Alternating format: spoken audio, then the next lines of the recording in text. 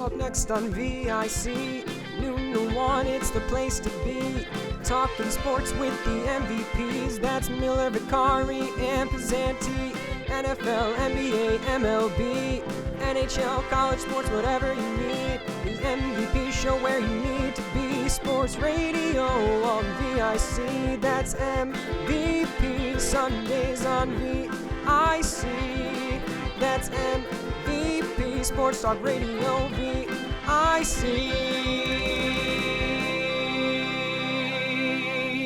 Hello, everybody, and welcome to the MVP show. It is Easter. Happy Easter Sunday. Of course, I am alongside Brennan Miller and Dan Passante, and we're ready to at least give you an hour of entertainment on your Easter Sunday. Thank you for watching or listening, however you're consuming us on a holiday. We do appreciate it. Boys, it's an untraditional Easter, at least for us, in terms of how we're going to spend it, hopefully with our families in a safe way, but obviously not together. Again, recording this show on Friday, and it'll air on Sunday, and we're going to be in 3 separate places, but the good thing is with family, but again, which is terrible, but, going to pretty much lead off the show, is how for 2 straight years, I think most people are not having their traditional Easter celebrations with a large group of people. Obviously, we know the situation and why you can't, but 2 straight years of this being the case. Though we're on the right track. I think every one of us in this call has been vaccinated at least once. 2 of us have been fully vaccinated. Mm-hmm. Actually, this was my 2 weeks after my second shot, so I'm fully good right now. Dan, I know, is good. John, you're on your way. I'm on my whole family is vaccinated. They all qualified for separate reasons, but I think we're on the right track, and that's always a positive. So I'm excited to go home and see the fam. I've given them compliments on the show before. I've ripped them on the show before. I will continue to do that, but I'm just excited to go home anyway. I think you're right about our Easter tradition. My normal Easter tradition is watching Syracuse basketball, and obviously now that can't happen. But I'm a few years ago I celebrated with my little cousin Malachi Richardson coming back, and I'm winning the big game. So I'm maybe in the future we need Hughes to be around, and we need Easter to happen at the same time. Dan, I really thought you were saying your little cousin's name was Malachi Richardson. Yes, it is. That is the most Syracuse thing I have ever heard, and I was so excited. Yeah, Malachi Richardson Passante. I know him. He's killing in kindergarten now. I don't know how to segue into what we're going to segue from that, but it is Easter, and baseball is back, of course, because we are in the spring. I don't think officially in terms of celebrating it, but when baseball is back, that is the start for spring, for at least for me. And Major League Baseball is underway. Obviously, at the time of this recording, we've only seen 1 Yankees game and 0 Mets games. And when the time you listen to this, you've seen 2 Yankees games and still 0 Mets games. But we'll get to that a little later. But recent news is involving the MLB All-Star Game and the fact that it is moving from its location in Georgia, and it would have been the home of the Atlanta Braves where the game would have taken place. It is moving, and the draft is going to be there as well, as a response to a new Georgia law that has civil rights groups concerned about its potential to restrict voting access for people of color. Rob Manfred released a statement regarding this and regarding MLB's decision, because it was his decision in the end, and he said that over the last week, he's engaged, and MLB, so he used the word we, have engaged in thoughtful conversations with clubs, former and current players, the Players Association, the Players Alliance, and listened to their views. And he's decided that the best way to demonstrate our values as a sport is by relocating this year's All-Star Game and the subsequent draft as well. The Braves, who are the team that would have hosted, released a statement as well. I'm not going to read you the whole thing, but the main quote was that they were deeply disappointed, and unfortunately, businesses, employees, and fans in Georgia are the victims of this decision. This is a convoluted issue, obviously, because it crosses the line in politics and sports, and there's some people who think that line is always crossed in one way or the other, and I sort of agree with those people. It's just, when it comes to the forefront or not, and obviously it's coming to the forefront right now. Some people appreciate the decision. I would think most people in Atlanta don't like the decision, obviously, and even representatives from the state of Georgia have shown that they were disappointed, but obviously know that, they agree with the decision, but obviously know that the ramifications mean that the All-Star Game would not happen to their state. And a big weekend, because obviously, of recent time, there hasn't been many big events in Georgia, and this one was going to be a big event in which, at the time, probably, as we go into July when the All-Star Game is going to happen, there would be a lot of fans and probably tourism and, money into the Georgia state economy. So obviously there's disappointment there and just celebrating your sport on a national stage. But obviously there's bigger issues, and my one takeaway from this is that obviously it's a player enacted, at least the way they're phrasing it. Because if it was responding to people, that's where you get into murky waters, where people are going to have complaints on either side, and when you cave into those people as an organization, and when to and when not to. Phrasing it as players, which I'm sure is the case because Rob Manfred said it was the case, and believe me, he would lie the other way if it was actually, a lie. I think he is telling the truth here, where it's, players came to the forefront, and obviously this is a big enough issue for them, so that's why they wanted to have their voices heard, and the MLB listened, and the MLB made this decision. As I mentioned, people are going to be annoyed. You have to look at it, in my opinion, and look at the law, read it, which it's very long, and I'll admit I have not read it yet. I don't know if either of us have had the time to go through the whole document, and make your decision on it.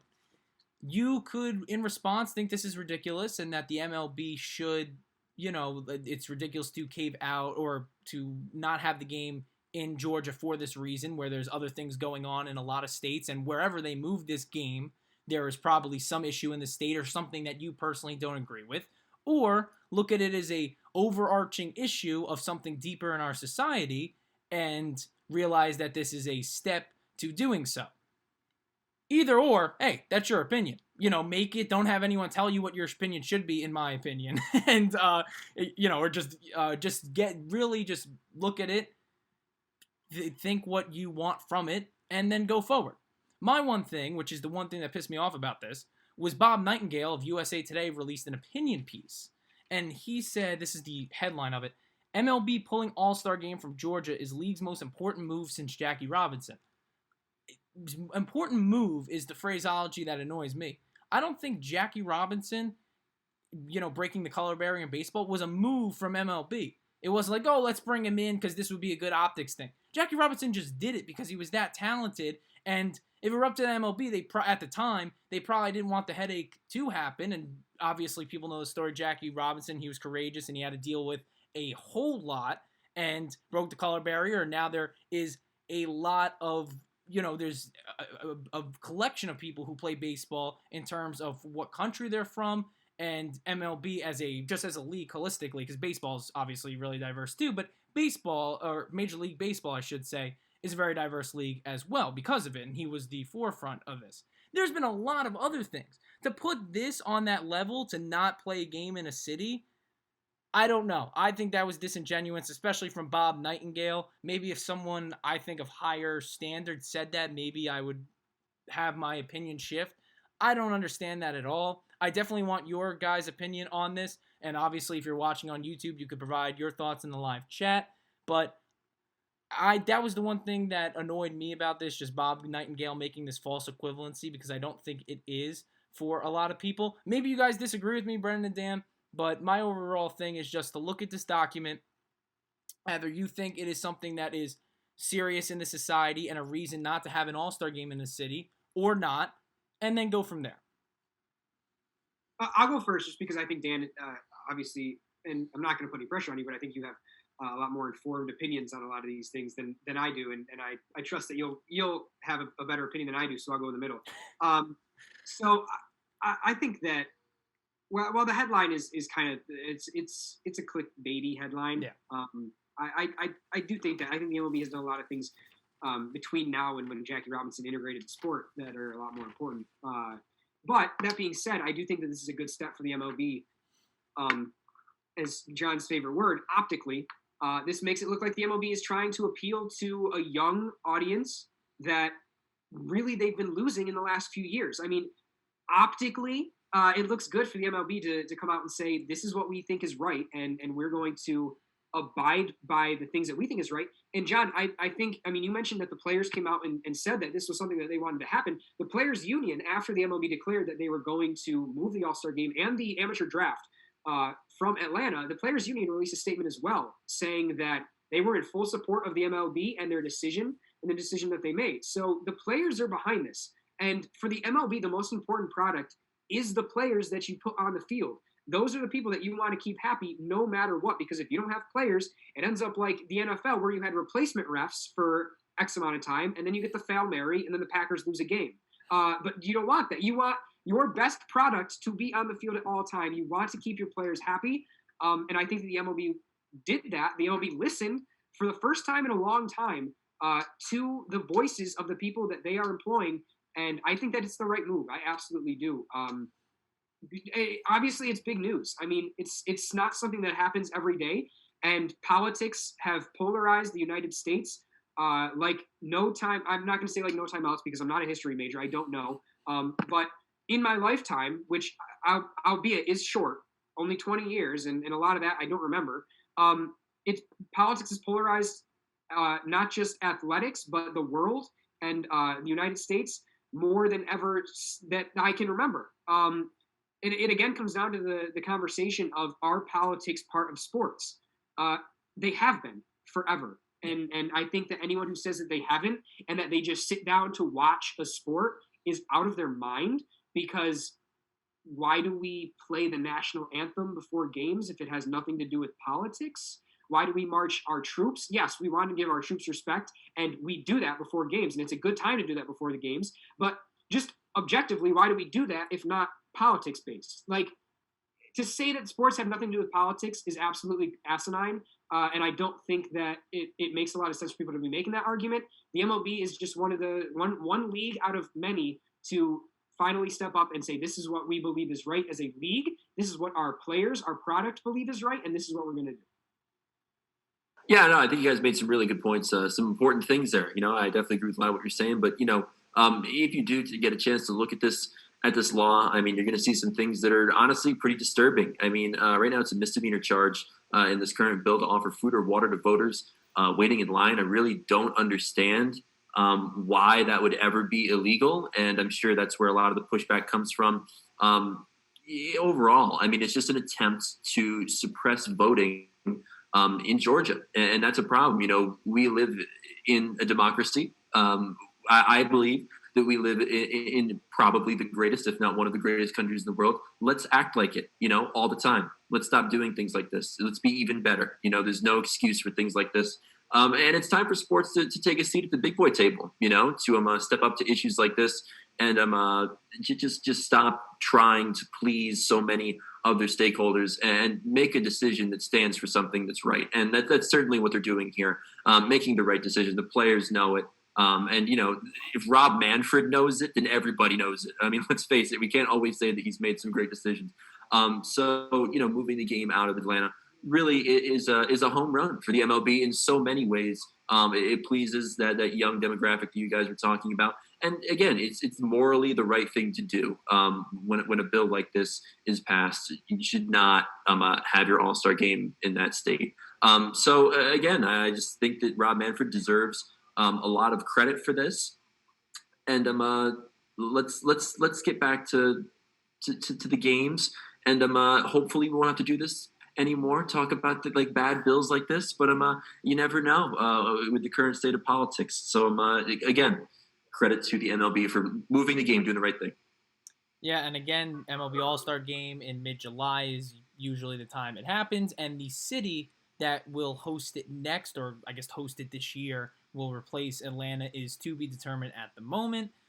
Obviously, I don't think there's been an article or any contenders list of where it's going to move next, and maybe by the time that you're watching this, MLB has already decided on a new destination, but as of this recording, they have not. So something to look forward to in the future. And of course, MLB did not have an All-Star game last year due to the shortened COVID-19 season, and this year want to give it a shot. And as I think I mentioned, obviously July in 2021 hopefully will look better than July in 2020. So the event atmosphere will be a lot better, and we'll see where it happens.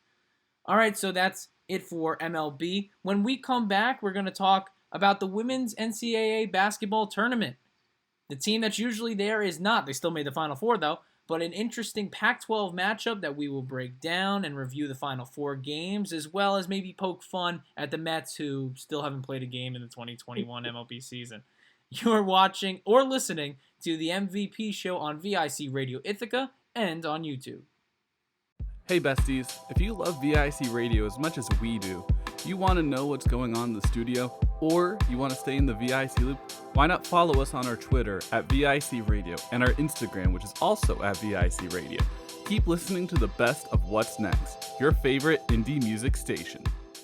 Welcome back to the MVP show on VIC Radio Ithaca and on YouTube. Follow us on Twitter at the MVP show. And baseball season in terms of the All-Star games, what we open the segment with. And as of this recording, of course, we've only seen one local team play, and that's the New York Yankees, and they lost their opener in extra innings, 0 for 9 with runners in scoring position, by the way. And yesterday, who knows what they did against the Blue Jays, you know. Well, I'll just say they scored 10 runs, but who knows, right? In terms of 3 for 4 with 2 dingers. Yeah, so. Of course. So, obviously, we don't know, but we do know that the Mets didn't play yesterday, and they're not going to play today either because of a COVID situation involving the Washington Nationals. 4 players currently have been tested positive, 9, I should rephrase that, 4 members in the organization, and then 9 more are in quarantine as of right now. And the situation pretty much started on that Wednesday before opening day, and it was up in the air. And of course, MLB this season has implemented a taxi squad system similar to what the NHL does, where, hey, a player's out, isolate them, quarantine them, and get someone else in there so the games aren't postponed and there's not a massive shift in the schedule and late in the season doubleheaders every day. Obviously, everyone else got through it. The Washington Nationals had some issues in their organization, and it took the Mets with them. And it's, obviously it is a serious situation, but it's hard not to poke fun at the New York Mets because of the new expectations that we talked about on last week's show, and pretty much a rejuvenated fan base in terms of they go into the season thinking that the Mets can win the World Series. And obviously, it's not like this past decade for the Mets hasn't had those seasons. You go back to 2015, 2016. But last year, they felt the same as well and didn't make the playoffs. This year, though, with the acquisition of Francisco Lindor, there was, and of course, a new owner in Steve Cohen and a lot of other pieces that we've mentioned on previous episodes. But the Mets having this or being the victim of this is just hilarious, I think. And, I'm sure Brennan will chime in on this, but it's just so unfortunate that the Mets don't begin their season like everybody else. They're going to have less games for a long amount of time in terms of when this game will be rescheduled. Probably very easy because the Nats and the Mets are in the same division and they're very close in proximity in terms of geography, obviously. But Brennan, it's hard not to just give a nice chuckle about this. Of course, when we talk about this story, we talk about it in regards to the Nationals, and obviously we don't want anyone to get COVID. And at this point, thinking about it, if this was a year ago, and we were talking about an MLB team that had 4 players with COVID, this is obviously a much bigger deal Absolutely. Than it is now. And we wish, because I'm sure they're all watching, we wish all those players the best of luck in getting through this. And of course, we hope that none of them, have any complications afterwards or pass to anybody or whatever. But at the same time, the New York Mets are such a hilarious organization. The Mets have had, in the last, few months, 3 months, 4 months, whenever Cohen got hired, they have had the most roller coaster of a time. It started with the hiring of Steve Cohen. We love that. He's on Twitter. He's a great personality. Super high for the Mets. This is the highest Mets fans have felt since 1986. Then we have, that guy that was sexually harassing reporters about the team and offering to give them information. Sending them inappropriate pictures. And then we hit a pretty big low for the Mets. And then we get a little lower when we have a former coach offering to give away secrets to the Mets pitching staff if reporters send him pictures of them, and the Mets get lower. And then all of a sudden we have a little bit of time pass and everything comes back up again. And we get the signing of Francisco Lindor, the third biggest contract. Third biggest contract because he got $1 million more, or $1 million more than Francisco or than Tatis. the third biggest contract in MLB history. The Mets fans are through the roof. We got Frankie Lindor for 10 years, $341 million. He's a cornerstone. He's going to lead the Mets. The end of the contract, their universal DH is going to be installed. It doesn't matter. He's not going to be able to play defense because he's going to be their everyday DH. He's still going to hit 25 home runs. Everyone's feeling good. And then on opening day, the Mets don't get to play. And it's hilarious. I apologize to any Mets fans. I know we live with a Mets fan, and he was saying that the Mets should have gotten forfeit wins because if the Nationals weren't able to field a squad, even with their taxi squad included, that they should have had to just forfeit the games. But obviously that's not going to happen. The MLB still wants to play 162 games. If the team forfeits a game, the MLB doesn't make any money based on their television deals. Like, they don't get any money for blacking out a game that doesn't happen.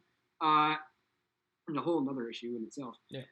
But it's just the Mets up and down is just hilarious to me. And I think they're going to be good. I have them slated for 93 wins this year and in contention for the NL East with the Braves. I honestly think that the Braves and the Mets both win 93 games and we have a game 163 to decide who wins that division. But I think it's absolutely hilarious if the Mets season started off like this and that Mets fans who, I'll say it, are some of the most dedicated fans that I've seen in a long time, strictly because their team has been bad for so long that they have to be. That Mets fans have to wait just a little bit longer to be able to see not just their team, but their cornerstone player that they just signed for 10 years and $341 million. You two and your pinstripes all the time, man. I just want to apologize to all the Mets fans on this program.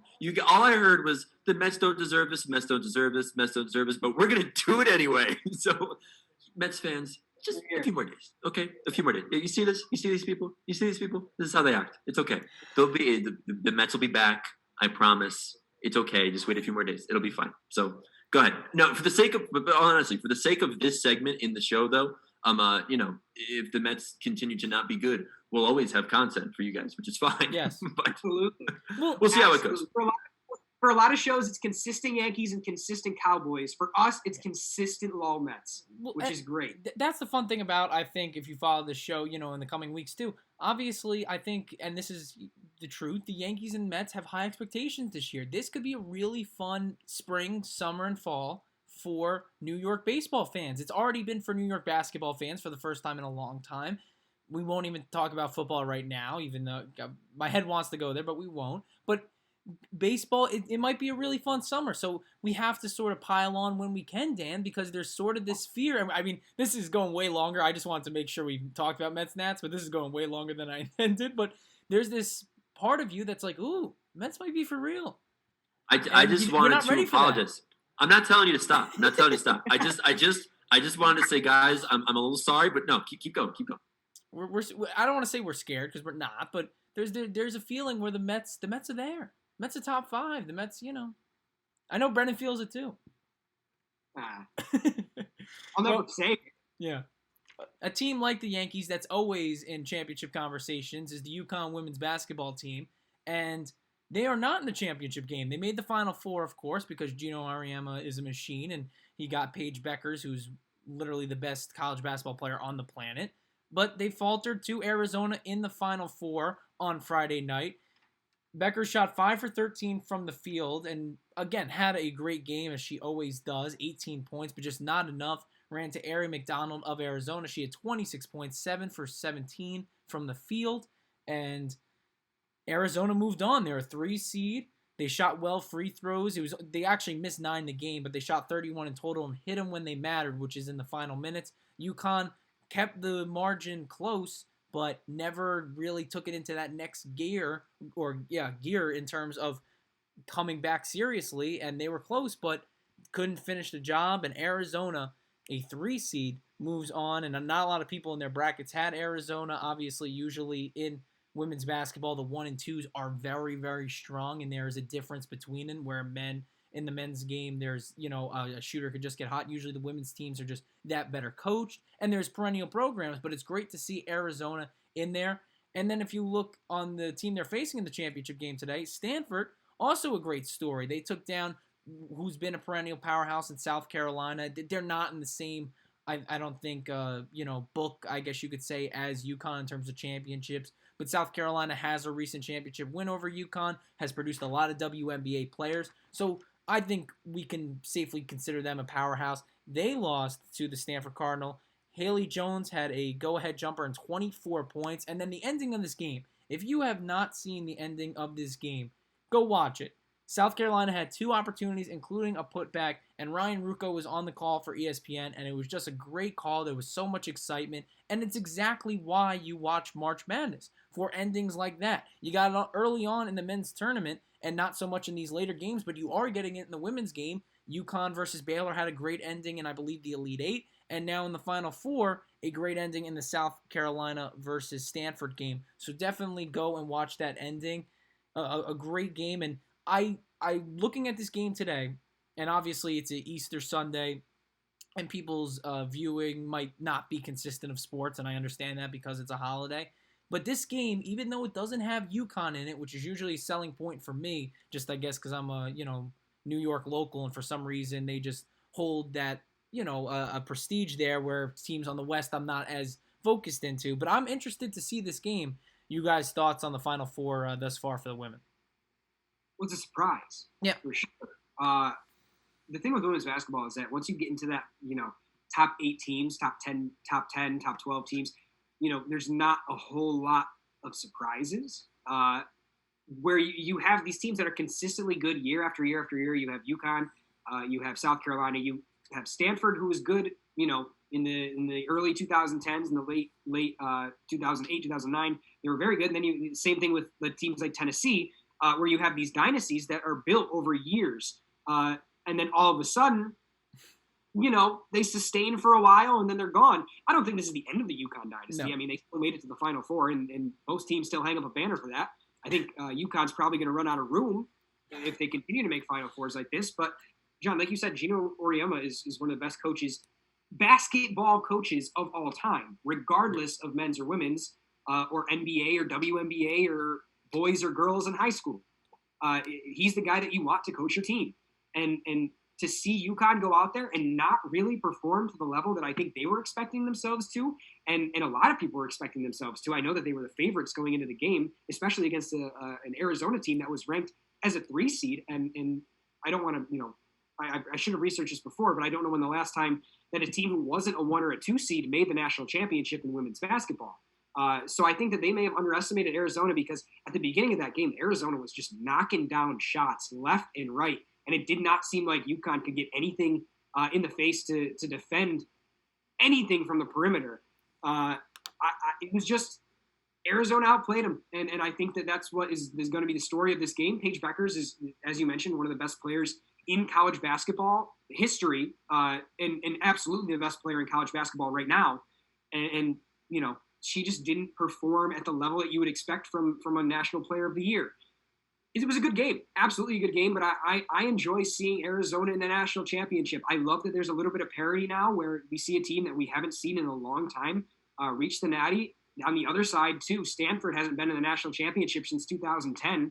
So we've got 2 teams that have spent a long time waiting for this, and one of them is going to get a national championship here. And I love it because it's not Oregon, it's not UConn, it's not South Carolina. And I think that's great for the sport.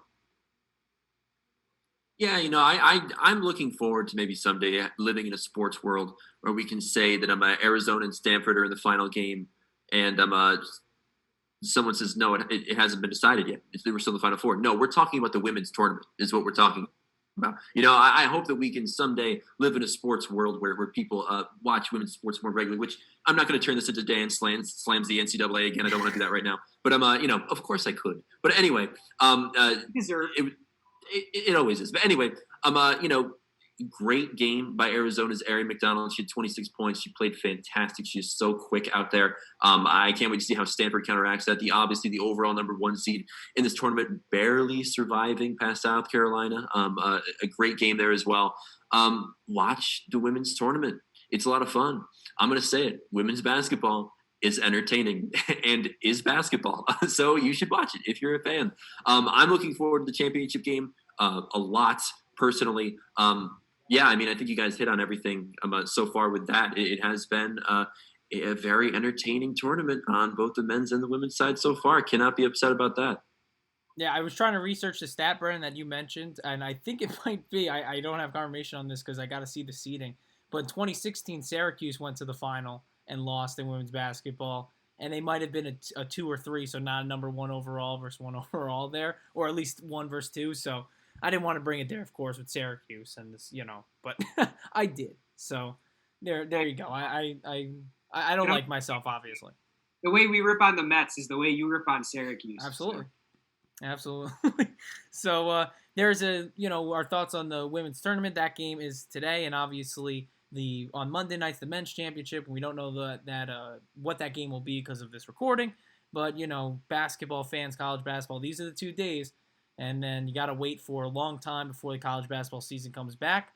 And just the overall statement, it was tough, but both men's and women's and NCAA got through this season, and hopefully it's more back to normalcy for next year. We'll take another break. When we come back, we'll talk about Kevin Durant and Michael Rappaport for some reason, as well as our MVP of the week, and of course, Sunday game picks. We mentioned earlier in the show, there's a lot of things to watch on Easter, and we'll give our picks for it. Might as well. That's why you tune in for our expertise. You're listening and watching to the MVP Show. Hey besties, if you love VIC Radio as much as we do, you want to know what's going on in the studio, or you want to stay in the VIC loop, why not follow us on our Twitter at VIC Radio and our Instagram, which is also at VIC Radio. Keep listening to the best of What's Next, your favorite indie music station. Welcome back to the MVP Show. You're listening on VIC Radio Ithaca or watching on our YouTube channel, and we've talked some baseball, we've talked some basketball, and not really in-game stuff, but more just looking at it holistically. And now we're going to pretty much talk about some nonsense, and that is Kevin Durant and Michael Rappaport Twitter DM nonsense, and it's craziness, but when you put 2 personalities like this in the same state in New York, as Durant's now in Brooklyn and Michael Rappaport is, Mr. New York apparently, and represents our state in terms of basketball, big Knicks fan, you have conflict. So part of the media's job is to hold people accountable. And right now what we're doing is we brought Kevin Durant, Michael Rappaport into the principal's office. They sit down in front of us and we say, guys, I'm not angry. I'm disappointed. This beef started when Michael Rappaport tweeted out about how sensitive he thought Kevin Durant was during apparently a post-game interview. Michael Rappaport said KD seemed deeply in his feelings with the NBA on TNT crew after the game. He's super sensitive about everything. Don't do the interview. So eventually this escalated, and eventually Durant DMs Michael Rappaport on Instagram, and they begin arguing about seemingly nothing. Now, obviously, Kevin Durant used a lot of slurs in this and some language that if you're have a young person in the room, don't show them this. But just why?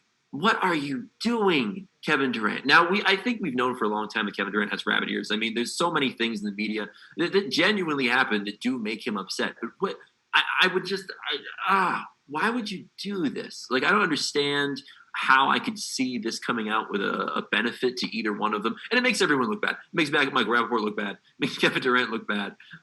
It's just another thing that Kevin Durant has to deal with right now, coming back from an injury in Brooklyn, needing to play with Kyrie Irving. There's so much drama around the Nets, and this is just so unnecessary. Do you guys have any more original thoughts on this, or maybe not original thoughts? Maybe you just want to make fun of Kevin Durant. That's totally fine. Again, this story is ridiculous. Okay, so the part that gets me is the fact that Durant, he got fined $50,000 by the NBA, as he should have.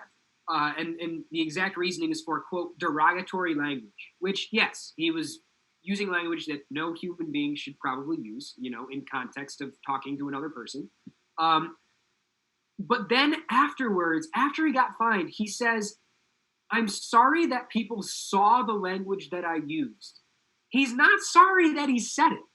He's sorry that Rappaport released screenshots of what he said.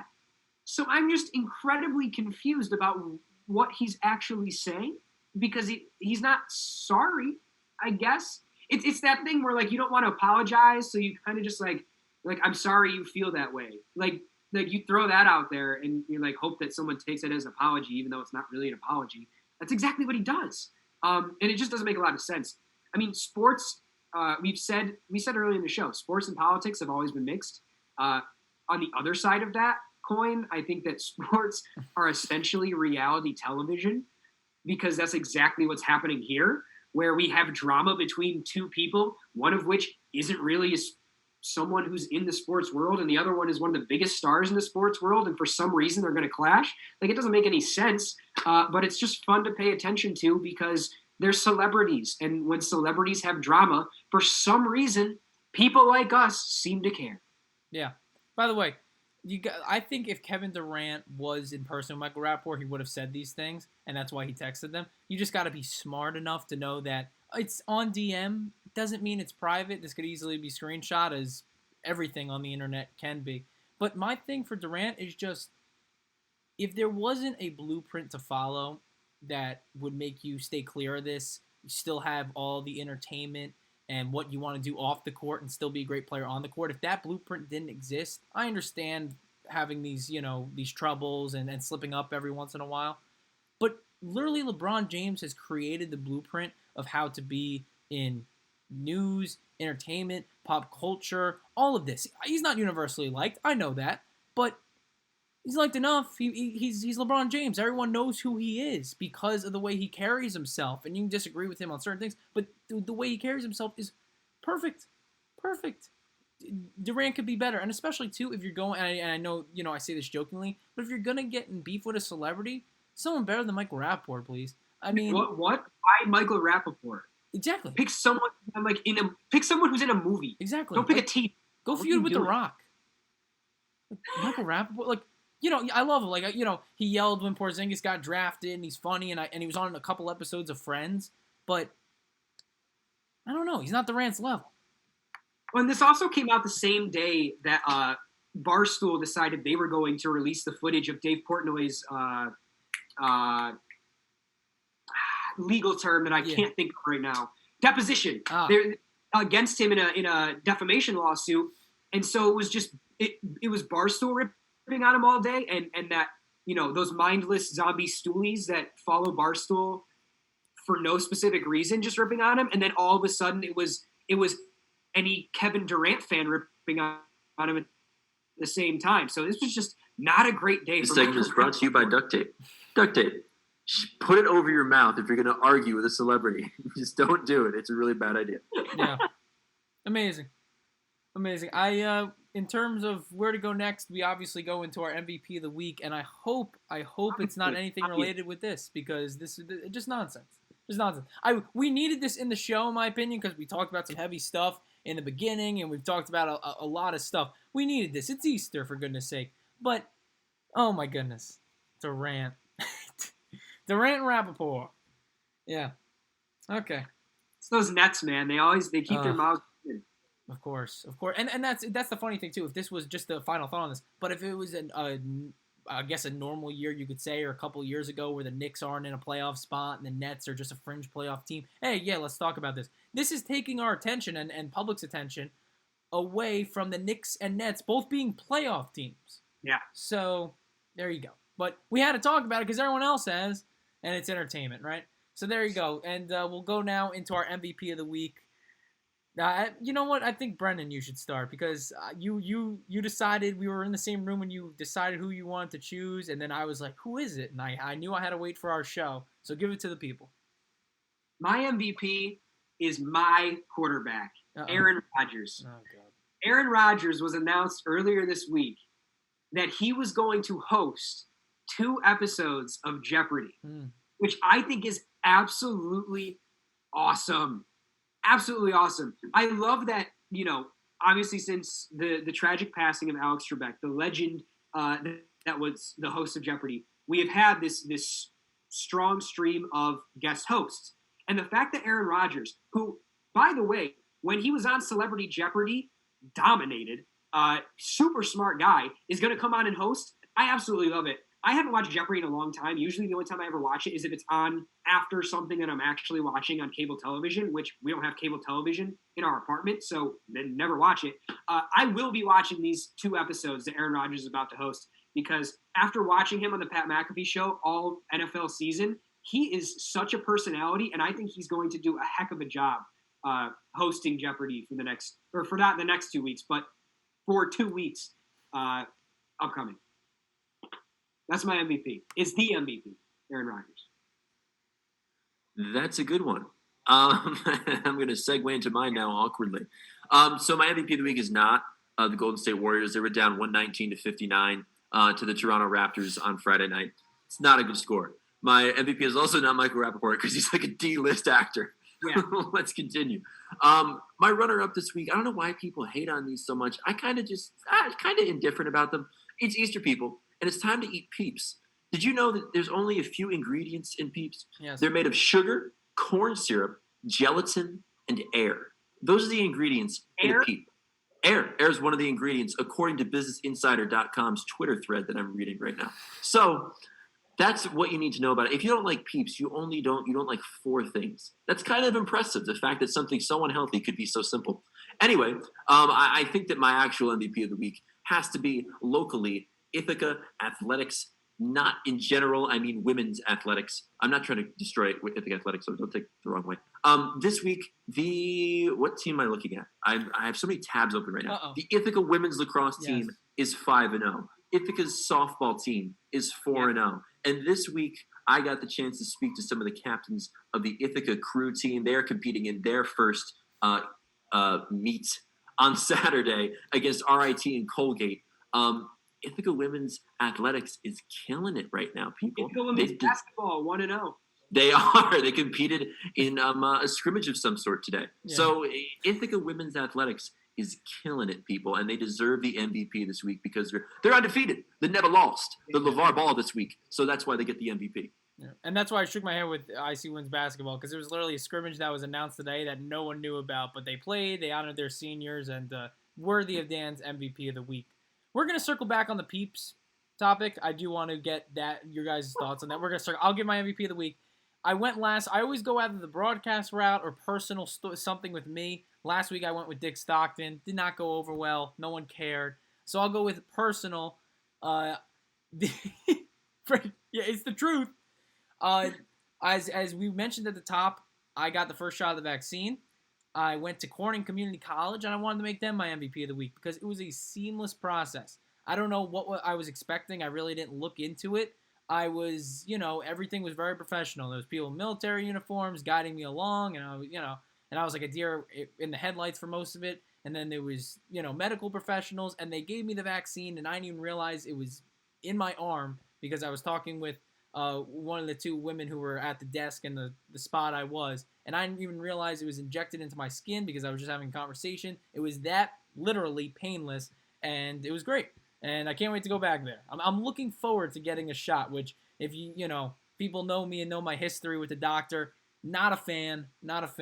And but I'm willing to go back. So I give Corning Community College my shout out for MVP of the week. But I want to circle back with this Peeps debate because it's Easter Sunday, and I hope some of our audience are eating Peeps. Brennan, you ripped on Katie and Michael Rappaport's story, and now you want to talk about Peeps? Yes. Well, because first off, it's because you don't like them. We wouldn't talk about it if everyone just universally liked them. It'd be a thing that everyone knows is the truth, and we wouldn't talk about things because it would be redundant to talk about. But you don't like Peeps because you're a monster. It's literally eating. It's the same people who don't like basic store-bought sugar cookies or things. They don't have taste. It's eating a marshmallow. Is it unhealthy? Yes. Is it something you eat once a year? Yes. That's how holidays work. You eat corned beef on St. Patrick's Day. You eat Peeps on Easter. Is it healthy? No, but it's what you do. Sorry, Brennan, it is. I eat chocolate and yeah, you could eat chocolate 364 days. Give me a chocolate rabbit. No, those are the worst. 100 over a Peep. No, you bite into a wrap, literally the Easter candy. You get a chocolate. It's the most ridiculous conversation we've ever had. No, because we're having it. Incredible. We're having it. We were too serious not too serious, but we talked about things. The Easter, I couldn't believe you're anti-Peeps. Did you have a childhood? I did. It was filled with chocolate. because It was that is filled the with great spirit times. of Andy. Sorry, no, continue. And money, because our family hit a money egg every year that was $20, and if whoever course. found it got to keep it. Of course. That's So what here's- my childhood was. Here's a quick quote from the Business Insider. Now, this quote is not attributed to anyone specific. It says, "Peeps become peeps when they get their decorations." That's the company's brand manager. Now, apparently, this is just a mystical being. The company's brand manager doesn't have a name, but they said that peeps become peeps when they get their decorations. The decorations are made with edible wax and are then squirted on with precision. There are people dedicated to making sure everything looks just the right way on a peep. That's a quote from the Business Insider Twitter thread. How are you not a fan, Brendan, after hearing that statement? Oh, John. Oh, sorry. This is just below Brendan. Everybody, we'll move on because Brendan doesn't want to talk about this because it's above him. He only talks about serious issues. No, I'm talking about sports show, John. It is, but it's also on Easter. I Right, wanted fair. to have fun. My goodness, Didn't they just make a Peeps drink? they made Peeps it's not. But I thought there was a confusion with this because I thought it was Peeps flavored Pepsi as well. No, but it is. is. Lift it up. It Yeah. is. Okay, because I thought it was just Peeps branding on the. So it is. People are ripping on it. Yeah, I'm sure. I wouldn't try because that, it's to be honest. terrible. You've had it? No, that's what the reviews say. Oh, of course. The reviews. Peeps Pepsi was not to my liking. I didn't find it delectable. That was dead on. You Thank could be a reviewer. Thanks, Brennan. I appreciate it. All right, so we'll move on because Brennan wants to go to game picks and seriousness because this is a sports show, and I guess that's why you're tuning in, right? So when we come back, we'll take our last break. When we come back, we'll look at games on Easter Sunday and pick them as well. A lot going on today, so we'll give you our thoughts on that. You're watching the MVP show on YouTube, listening on VIC Radio Ithaca, and again, Brennan Miller, Dan Bazzani, and John Vicari taking you through noon to 1 on VIC and YouTube. You're listening and watching the MVP show. VIC Radio is the voice of Ithaca College. Here's a campus organization you can get involved in. Want to help bring a little more love to your campus community? IC Random Acts of Kindness Club meets every Monday from 8 to 9 p.m. in the Business School, Room 104. Stop by to socialize, participate in fun events, get creative, and be kind. For more information, please email randomactsofkindnessic@gmail.com. Want to get your organization's message on the air? Email community@vicradio.org to connect with the Campus Community Involvement Director. Hey besties, if you love VIC Radio as much as we do, you want to know what's going on in the studio, or you want to stay in the VIC loop, why not follow us on our Twitter @VIC Radio and our Instagram, which is also @VIC Radio. Keep listening to the best of what's next, your favorite indie music station. VIC Radio is the voice of Ithaca College. Here's a campus organization you can get involved in. Want to help bring a little more love to your campus community? IC Random Acts of Kindness Club meets every Monday from 8 to 9 p.m. in the Business School, Room 104. Stop by to socialize, participate in fun events, get creative, and be kind. For more information, please email randomactsofkindnessic@gmail.com. Want to get your organization's message on the air? Email community@vicradio.org to connect with the Campus Community Involvement Director.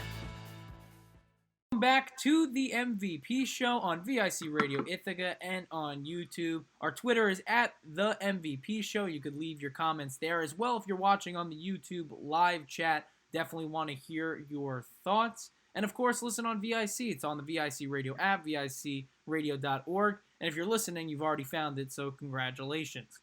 Woo!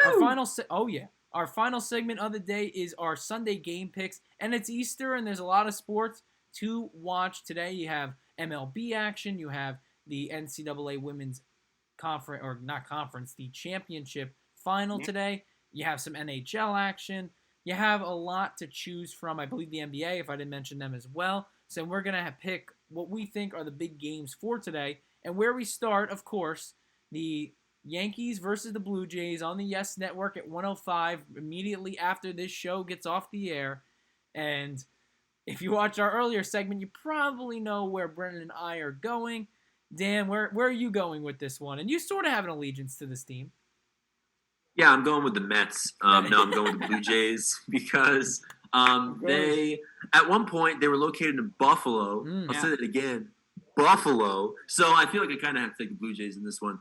This is game 2 of 162. So we'll see how it goes. But game 3 of 162. So hey, if I'm wrong about this one, don't get that upset. Okay, there's still 161 other ones to go. So we'll see how it goes.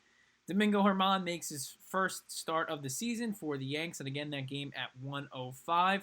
We go to the NBA. Their marquee matchup is the Lakers versus... ask me if I'm going to pick. Brennan, we know who you're going to pick. All right, Brennan A. Miller, who do you got after holding up a Yankees uniform? Who do you got? No, it's the Yankees. They're going to win this game. All right, we can go to the basketball right now. Okay. And Brennan, I think I'll give you time for this because I know you're a big NBA guy. So. Oh, thank you. I appreciate that. That makes for great content. Yeah. Wow, we're going at it. We are going at it today. Lakers versus Clipper, the Battle of Los Angeles. Probably a movie title somewhere. ABC, 3:30 p.m. Obviously, the Lakers without LeBron, so my interest is gone in terms of watching this matchup. I'm still picking the Lakers. Dan's still going with the Lakers, but Brendan, you decide to go with the other team in LA. Yeah, it had a lot to do with the fact that yesterday, as the time of this recording, when ESPN put their graphic up of the Lakers game, it had Giannis as the premier player for the Bucks, and then the premier player for the Lakers was Dennis Schroeder. So I'm going to go with the Clippers strictly because I know the Lakers are very injured right now. And I think that the website I've used in the past, 538, has the Clippers as their favorites to win the NBA championship. So that's what I'm going with. Yeah, Brennan. Dan and I are feeling, I guess, an upset. The line on this one, obviously, you would know now if you're watching or listening, but we don't know at the time.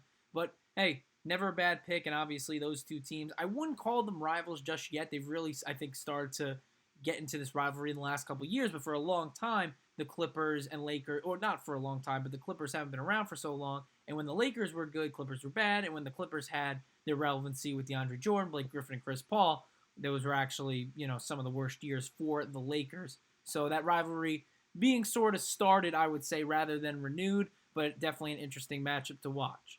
Another interesting basketball game tonight will be Arizona versus Stanford, the NCAA Women's Basketball Championship Division I. Did not have one last year because of COVID, but 2021, we will crown a champion. It's a Pac-12 battle, and obviously with the seeding, that could happen, and in terms of the regions, of course, but it rarely ever does happen this year, and both of these teams earned it, in my opinion. Obviously, we talked about earlier on the show, but Stanford beat South Carolina, and of course, Arizona, I blanked on the name there, but Arizona beat the best player in women's college basketball in Paige Beckers and the UConn Huskies to get to this point. But now we got to pick a winner. I am going with the Stanford Cardinal in this one. I think I don't want to say they've had a tougher road, but I think in terms of seeding they had. I mean, obviously, it's, a tough road to get to the championship. They impressed me. They won a tight game.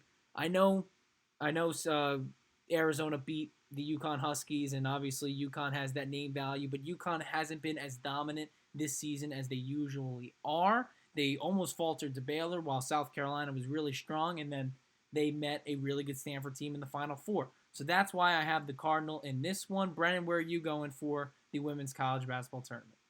The Stanford Cardinal are 71-14 all time against Arizona in women's basketball. That also means they've only lost 2 games to Arizona since 2004. One of them was in 2019. It was an overtime loss, 73-72. Stanford has beat Arizona twice in this season by a score of 62-48 on February 22nd and a score of 81-54 on 1-1 New Year's Day. So I'm going to go with Arizona to win the game. Great reasoning. Thank you. I love an underdog, and I think that Arizona proved that they can shoot with anybody, especially with their game against UConn, where they beat one of the premier teams in the country and the premier player in the country. So I think Arizona has a chance in any game that they play at this point. Of course, the only game that they're going to play at this point is a national championship.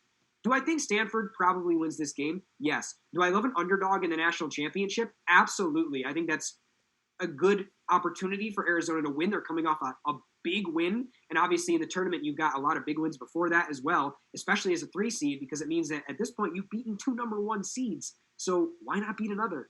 I think that Arizona has a chance. And if you've got a chance in the national championship as an underdog, I like that. It's a good pick. It's smart money pick.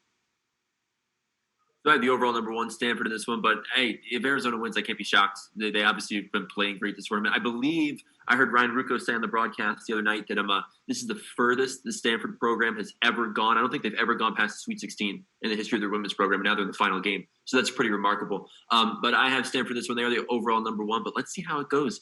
Before I wrap up my pick, I want to tell Disney, put this game on ABC. Are you crazy? You put this game on ESPN. You put a regular season NBA game on ABC before you put the women's national championship on there. I mean, again, we've already talked about it, but Disney, come on, man up, put the women's national championship on ABC. That's what I want to see in the future. Yeah, and then in terms of programming, as Dan mentioned, it's ABC for Lakers Clippers, ESPN Arizona Stanford, and then following that on ESPN is Sunday Night Baseball, the first installment for the 2021 season, obviously because it's the first Sunday in the 2021 season. And you have an underrated matchup here. You have the Chicago White Sox, who a lot of people are picking as maybe a dark horse World Series team. They last year did not even make the playoffs, but they have a very good roster. And they're taking on the Angels, and of course you have the name value with them. Mike Trout, Shohei Ohtani will be on the mound for Sunday Night Baseball. And it will be an interesting one to watch, in my opinion. Obviously, Sunday Night Baseball, I think over the years has had, or the last couple of years, has had some complications getting people to watch the matchups because they haven't been too marquee, or people just hate how they rely on certain teams, like really an East Coast bias where it's the Yankees and Mets and the Nationals and the Red Sox. And that's how it is for most of it. You start off the season with White Sox Angels, which is a very, very good matchup. I'll go first. I'm going to go with Ohtani and the Angels here. When he's on the mound, it's a spectacle to watch. The White Sox have a lot of big hitters, but I think Ohtani will go through them. Trout will hit a homer. That's what I'll say. And the Angels will take care of Chicago. Brennan, your thoughts?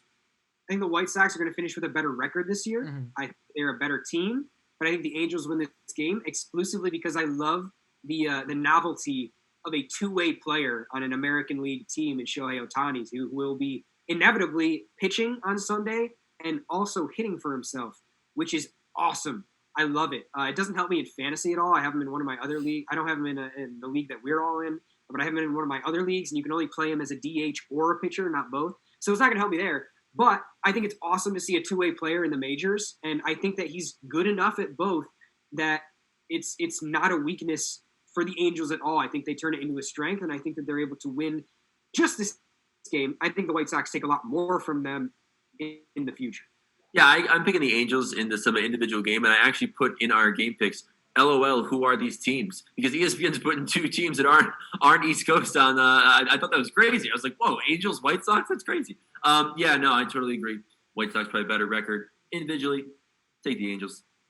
All right, so we have Angels across the board, maybe a shocker to some, but that's what we're going with, and that completes our Sunday game picks for this Easter Sunday. And before we sign off, just want to wish everyone happy holidays in terms of Easter Sunday. Obviously, it was Passover last weekend as well. If you're of Jewish faith, and I think a good time overall in spring.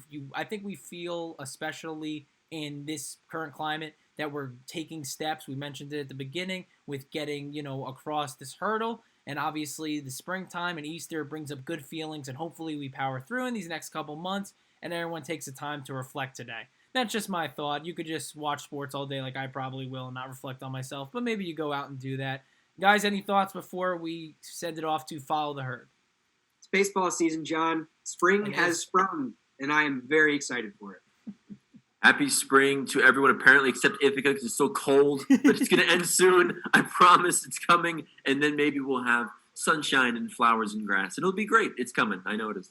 Reminder to follow us at The MVP Show on Twitter. We are on TikTok as well with The MVP Show, and you're probably easy to find on there.